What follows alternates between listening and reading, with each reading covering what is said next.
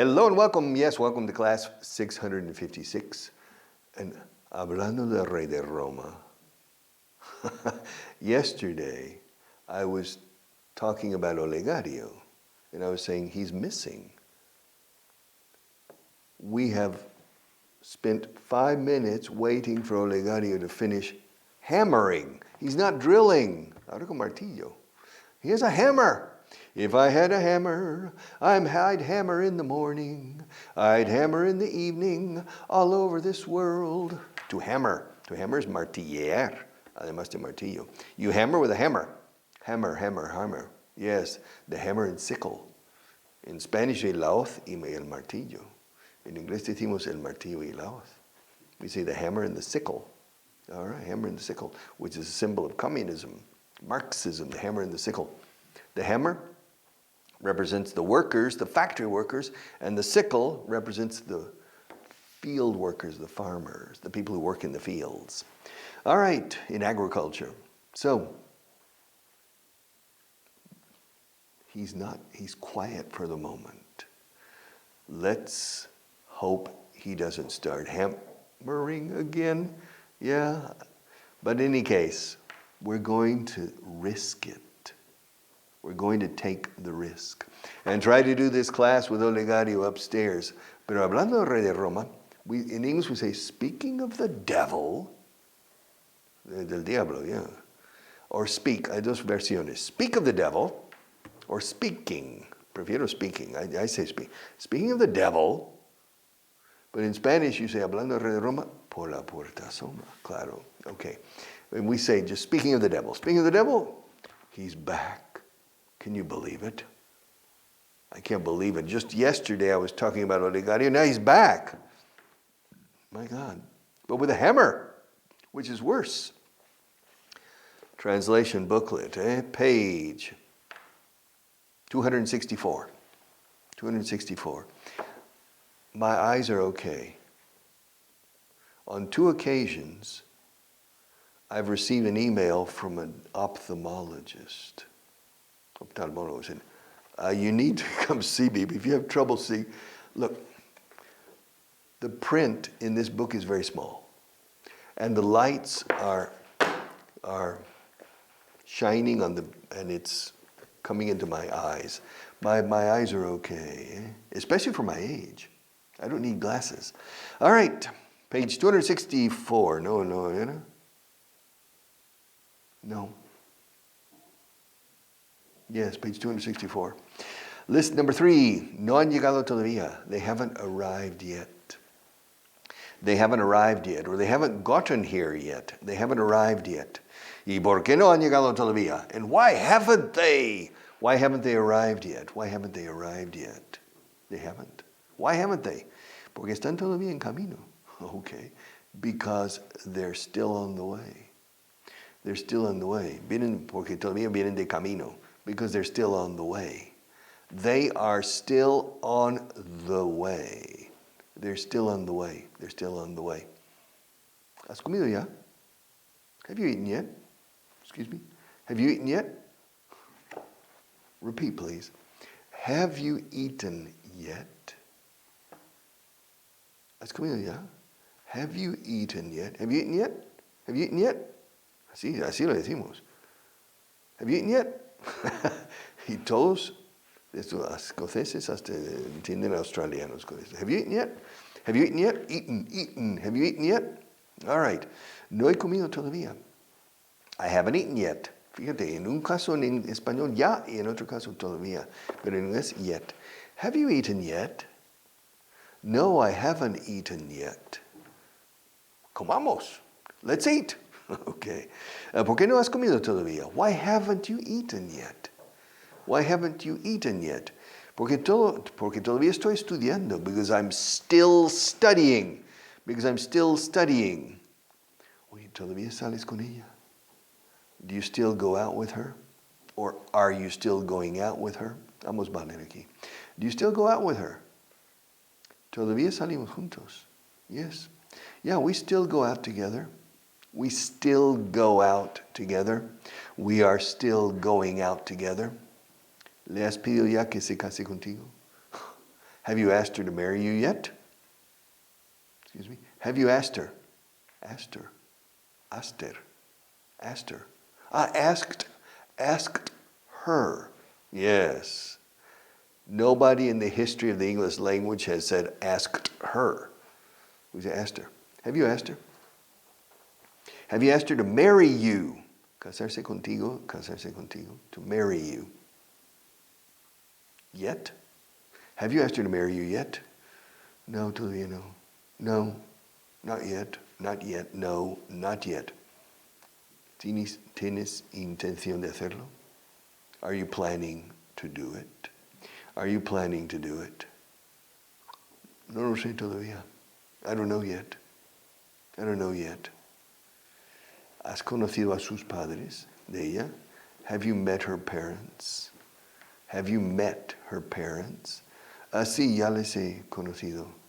Yes, I've already met them. I've already met them. ¿Cómo son? What are they like? What are they like? ¿Cómo son? Me recuerdan a tus padres. They remind me of your parents. They remind me of your parents. Well, deben de ser gente buena, o buena gente. And they must be good people. If they remind you of my parents, well, they must be good people. Yeah. All right. Se está haciendo tarde. It's getting late. Marta, it's getting late. It's getting late. ¿Por qué no te has acostado aún o todavía? Why haven't you gone to bed? It's getting late. Why haven't you gone to bed yet? It's past your bedtime. It's past your bedtime. Es pasada tu hora de acostarte. It's past your bedtime. It's past. Escrito past. It's past your bedtime. It's past your bedtime. Yeah. When I was 6, 7 years old, I remember my bedtime was 8:30. Ocho y media de la tarde. 8:30. In Spain, no, because dinner's at 9:30. But in the United States, dinner's at 5:30 or 6. And so my bedtime was 8:30. Every day I remember my mother saying, Ricky, it's bedtime. It's bedtime. And my mother took me to bed and tucked me into bed. This is when I was 4 years old or 5 years old. And I was afraid of the dark. And so I told my mother to leave the light on in the hall, el pasillo in the hall. And so my mother always left the light on in the hall and closed the door, but not completely, so there was some light coming in. And I fell asleep. But I remember once, apparently I didn't fall asleep, and I remember my mother turned off the light. It was completely dark. But I was brave, and I didn't cry or anything, and I learned to sleep in the dark. I think maybe I was 3 or 4 years old. I was very young at that time. Okay. Are you afraid of the dark, Marta? No, Marta's not afraid of the dark. Yeah, me neither. Neither am I. Okay, ¿cómo son sus padres de ella? What are her parents like? Me recuerdan a tus padres. They remind me of your parents. Pues debe de ser gente buena. They must be good people. Se está haciendo tarde. It's getting late. It's getting late, my friend. ¿Por qué no te has acostado aún? Why haven't you gone to bed yet? To go to bed, to go to bed, to go to bed. Why haven't you gone? Why haven't you gone to bed yet? Okay. Todavía no tengo sueño. I'm not sleepy yet. I'm not sleepy. Sleepy. Con sueño. I'm not sleepy. It's interesting. The British often say tired, cansado. I don't agree. But they tired instead of sleepy many times. I'm not sleepy yet. ¿Has puesto ya el despertador? Have you set the alarm clock yet? Lo pondré más tarde. I'll set it later. I'll set it later. Pon la mesa. Set the table. The British lay the table. Set the table, lay the table, set the table. Alguien ha estado aquí, eh? Somebody has been here. Someone's been here. Yeah, the pencils are like that. Someone's been here. Yeah, like Goldilocks. You know Goldilocks? Ricitos de Oro? Goldilocks and the Three Bears? All right. Somebody has been here. Somebody's been sitting in my chair. Somebody's been sitting in my chair. Somebody has been eating my porridge. Mis gajas? I can't remember. There's a special word for porridge. But in any case, let us continue, shall we? With the vocabulary. We have a lot of time. Vocabulary list number 18 on page 142. A la larga. In the long run. In the long run. In the long run, your English will improve. It takes time. In the long run. Malinterpretación. Misinterpretation. Misinterpretation.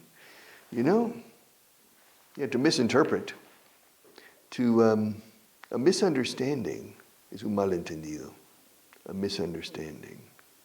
Aquí se dice mucho para evitar malos entendidos. You hear that expression. It's incorrect expression. It's para evitar malentendidos. Okay. To avoid, in English we stay in the singular. To avoid any type of misunderstanding. To avoid any kind of misunderstanding. Pero malinterpretación es misinterpretation. Ahora, no me malinterpretes. Hombre, no quise decir eso. No me malinterpretes. We say, don't get me wrong. Don't get me wrong. Don't get me wrong, eh? Don't misinterpret is correct. But usually we say, don't get me wrong. Equivocado, mistaken. Wrong, mistaken. You're mistaken. You're mistaken. You are mistaken. Estás equivocado. Is softer than you're wrong. You're wrong is un poco más abrupto. All men are created equal. You're wrong. You're mistaken. You're wrong. Mejor you're wrong, aunque sea bruto. You're wrong. You're mistaken, you're wrong. All right. Pauta. Pattern. This is an interesting list. My God. The patterns. That's pauta, pattern. Seguimos aquí unas pautas. We follow a pattern. Pattern. Pattern también es el modelo para hacer un vestido, the pattern. Pero hay que decir, las pautas que tenemos establecidas, the pattern we have, and the steps along the way. The steps along the way. Personal de plantilla is personnel. You know, when I started working when I was 16, well, I started working when I was 14, but really in a normal job when I was 16. El director de recursos humanos was the personnel manager. Director de personal, jefe de personal. The personnel, doble N, personnel. And starting in the 1970s and 1980s, they changed to human resources. Because it sounds better, se supone, it sounds better, human resources. Pero eso sí me convierte en un recurso. Marta es un recurso. She is a human resource. Tengo recursos naturales y tengo recursos humanos. Recursos naturales es acero o hierro, fine. Y recurso humano, Marta. Okay. For me, it's impersonal. I don't like the expression human resources. You see, but many people think it's better than personnel. I prefer the old one, personnel, because it comes from the word person, okay? The personnel manager. The personnel in this company, la plantilla, the personnel. All right. Portátil is portable. O sea, portable. Tiene más sentido portable que portátil. What's the origin of the word portátil? Yes. You know, you have a portable, un ordenador portátil. Tienes un portátil, right? In casa. You have a laptop. In English, we say laptop. A laptop. We don't say a laptop computer. We say a laptop. Lap is el regazo. la parte superior de las piernas cuando estás sentado. That's your lap. Siéntate aquí en mi regazo. Sit on my lap. Sit on my lap. And we say laptop, which means portátil is designed to put on your lap. If you don't have a table, if you're sitting in the airport, waiting to catch a flight, well, you can put it on your lap and you can work. Many people in the United States, my God. In the United States, you go to any major airport, Houston, Dallas, Atlanta, Seattle, New York, Los Angeles, and you go to the gates and the people sitting, at least 50% have a laptop computer on their lap and they're working. It's just different. Here, no. You see it, but not so much. But there, people are like machines working. Maybe that's why there's greater productivity there. I don't know. But people are always working. Always work with their laptops. But portable. A portable guitar. Okay. That's not a portable microphone. Portable. Yes. I remember when transistors came out. Transistors came out in America in about 1952. Los transistores. Aquí se dice transitor. Tengo un transitor. And I remember my mother gave me a transistor radio when I was maybe 6 or 7 years old. Wow. And I listened to the baseball games. But the baseball games for the Tulsa Oilers. My God, which is Tercera División del Béisbol. But it was in Tulsa. It was the Tulsa team, and I listened to them. And the announcers who were announcing the baseball game, if Tulsa was traveling and was in Denver or in St. Louis or in other cities, well, in Tulsa, they were reading the teletape, el teletipo. And they were talking about the game as if they were present in the game. All right. And I was listening to that on the transistor. When I came to Spain, I noticed on Sunday afternoons, in the park, in the Retiro, in the Parque del Oeste, in any park in Spain, husband and wife were walking together in the park. And the husband had a transistor radio, listening to the football games, the Real Madrid or Barça and stuff. And it was, you could see maybe 20 couples like that in the park. And they were listening to their transistor radio. It's a portable radio, portable. All right. Relación con penetración is rapport. Rapport. It's a French word. Rapport con doble P en medio. Rapport. Marta and I have a good rapport. Y se pronuncia la palabra a lo francés. La T mudísima al final. Rapport. We have good rapport, which means we have a good relationship. We get along. We get along with each other. We get on very well. We get along very well. We have a good rapport. It's important to have a good rapport with people. Very, very important. If you want to be an effective manager in any organization, it's essential to have good rapport with your people, even with the complicated people. You can fire them one day, but in the meantime, always establish good rapport. All right. Dependiente de tienda, a sales clerk. A sales clerk. Yes, a sales clerk. Yeah. I've never been a sales clerk, I think. I've worked in so many jobs in my life, especially when I was a teenager. No, I've never worked, as far as I can remember, I've never worked as a sales clerk. Never. Have you ever worked as a sales clerk? No. It's not a difficult job, but it is. Well, to be a good sales clerk is very, very valuable. A person comes in to the shop, and people normally are shy. And you say, may I help you? I said, no, I'm just looking. Así se dice en inglés. May I help you? He said, no, I'm just looking. Se dice con, I'm just looking. Así se dice. No, solo estoy mirando. I'm just looking. I'm just looking. But a good sales clerk will pay attention to that person and get an idea and say, you might like this. I think you would look very, very nice in this dress or with this shirt or with these dresses. Looking at you, I think you would really look nice. Why don't you try it and see? And then you become the consultant or the advisor of the person. You see. And so it's really important for us to have a really good sales clerk. A really good sales clerk can double the sales in a shop. A really good sales clerk. Many times the owner is an excellent sales clerk. I remember once, 1978 maybe, I was in Spain. I was in a jewelry store, una joyería. I was in a jewelry store to buy something specific. I didn't need a sales clerk. I went there just to buy something.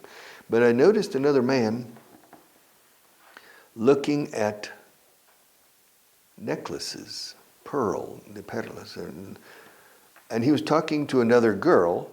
I was talking to a girl here, and he was talking to a girl. And the man was indecisive. No, I don't know. And back in the back there was a man, perhaps 60 years old. But he was clearly the owner of the shop, of the jewelry store. And he came around, he said, "This is for your wife, isn't it?" I said, "Sí," he said, "Yes." "Is it a birthday?" He said, "No, it's the anniversary." He said, "Okay. I know what your wife will like. And come with me." And he sold him immediately because he helped the man make a decision. Because the man was unsure and the man was shy. Sales clerk, salesperson también. Salesperson, salesman, sales lady, salesperson, sales clerk. All right. Shop assistant también. En Gran Bretaña dicen muchas veces shop assistant. Asistente de tienda, shop assistant. Okay, let's go on. Habilidad, pericia, skill.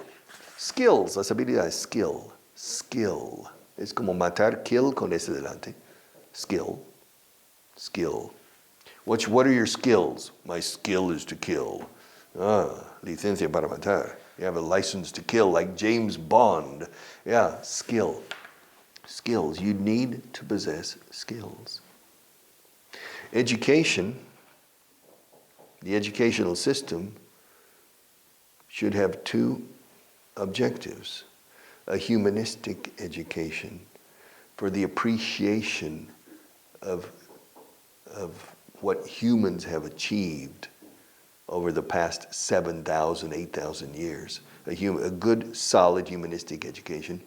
And then an education in skills that are important for the labor market, important for the job market. To know how to do things well. To speak English is a very important skill. To speak French, German, these are important skills. Or Chinese. And to know how to use database, spreadsheet, hoja de cálculo spreadsheet, and word processing and PowerPoint. To have these skills and to know how to speak in public, to know how to express yourself is a skill. It's a very valuable skill. Face-to-face, interpersonal communication, and in front of groups. To know how to speak in front of a camera. This skill. This is an important skill. To be able to sit down in front of these lights, look at a camera and talk about something that's important for you. Or something that you think is important for the listener. And so you have to have this ability. And you can develop it through the educational system if the educational system focuses on these skills. The educational systems don't. And so many people have to develop these skills later, and it's more difficult, you see, to break the fear of the microphone, to break the fear of the camera. Some people, we have teachers in this organization who are outstanding teachers, much better than me, in the classroom. But in front of the camera, they cannot develop their skills because they have never had the opportunity to develop skills of communicating with a cold camera. Yes. All right. Skills. Your skills. Adolescente is teenager. Bueno, yes. Teenager. You know, quinceañero solo son chicos de 15 años.